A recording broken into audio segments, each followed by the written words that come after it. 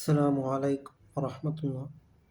الحمد لله رب العالمين، والصلاة والسلام على أشرف المرسلين وعلى آله وصحبه وسلم. ورفعنا لك ذكرك. നബിയെ, താങ്കളുടെ കീർത്തനത്തെ നാം ഉയർത്തിയിരിക്കുന്നു.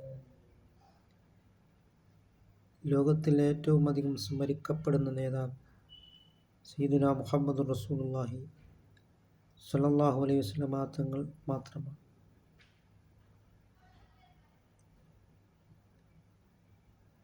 അതിനാൽ പുണ്യ റബീഉൽ അവ്വൽ മാസത്തിലാണ് നാം നിലനിൽക്കുന്നത്.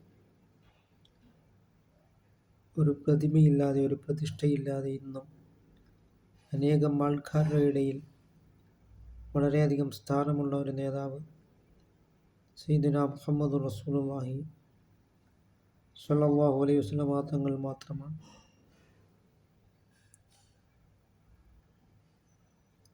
ലോകത്ത് എവിടെയെല്ലാം പള്ളികളുണ്ടോ അവിടെയെല്ലാം അഷ്ഹദു അന്ന മുഹമ്മദൻ റസൂലുള്ളാഹി സ്വല്ലല്ലാഹു അലൈഹി വസല്ലമ തങ്ങളുടെ നാമം ഇങ്ങനെ ഉയർന്നു കാണുകയാണ്. അതിനാൽ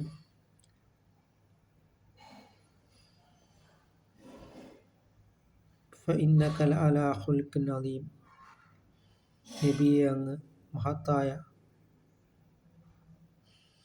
സ്വഭാവത്തിൻ്റെ ഉടമയാണ്.